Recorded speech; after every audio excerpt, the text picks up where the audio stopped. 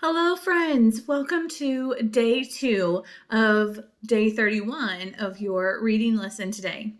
Yesterday in part 1, we started talking about your end of module task. We're wrapping up module 3, getting ready to start module 4, but first we need to show what we have learned to do as a reader and a writer by writing a story.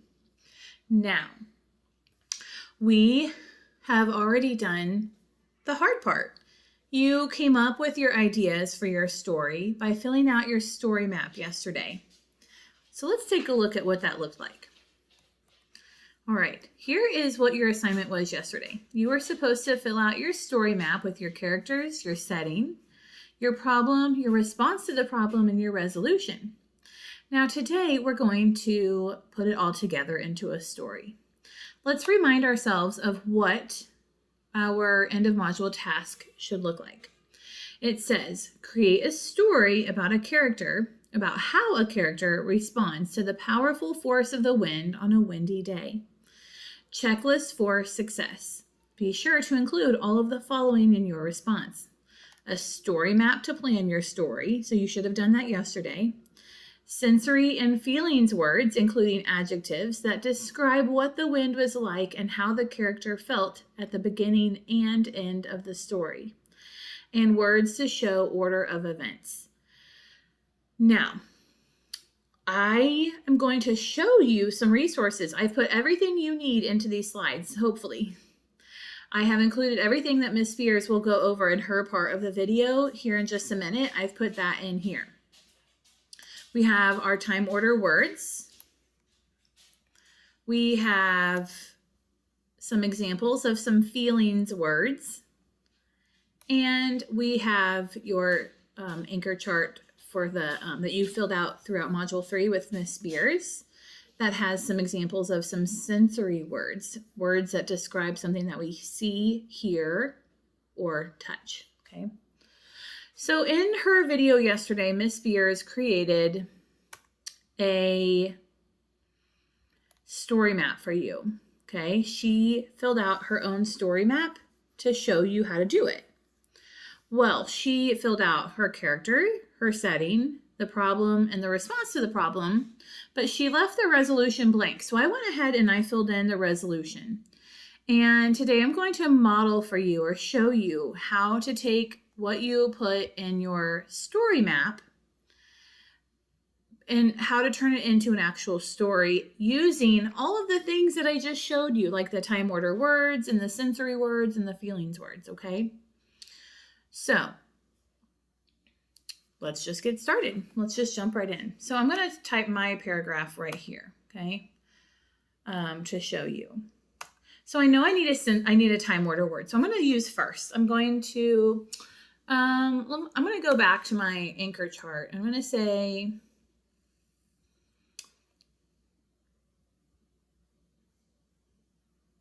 I'm going to use beginning, I think, okay? I'm going to think about this for a second. If I take some pauses, it's because I'm thinking. Because I don't want to just use, I just don't want to throw my words down. I want to actually, think about what I want my story to say. Okay, so I'm going to say, in the beginning, Keith, which was her character, right? She said that was her son. Keith, right here. Keith, where was he? His setting? He was in the woods, right? So, let me get back here. Keith was camping one weekend in the woods. Put this over here. What was the problem? Let's go back and take a look. What's the problem? The wind blew out the campfire, or maybe almost blew out the campfire. So we could say Keith was feeling very frustrated. There's an emotion, a feelings word, because the wind was trying to blow out his campfire. I think that's all one word. Then Keith decided to search for some, and what was his response to the problem? He added some more sticks and some big logs to the fire. So I'm going to say, then Keith decided to search for some more sticks to add to the fire. He also added some big logs to the fire. Okay. So we have in the beginning, we have our time order words. Then, and I forgot to add a comma right here. There should be a comma after those words. So we have our character. We have our setting. We have some emotion words or some feelings words. We have the problem and the response to the problem. Then we need to add our conclusion. Finally, the wind died down. And Keith's fire got so big because he added all those sticks, and he also added the big logs. So his fire got really big. I'm going to make this, changing a few settings here so I can make this bigger for you guys to be able to see it. Okay, so let's check our checklist and see, do we have enough? Do you think that we have enough emotions words? Let's go back to our list here, okay?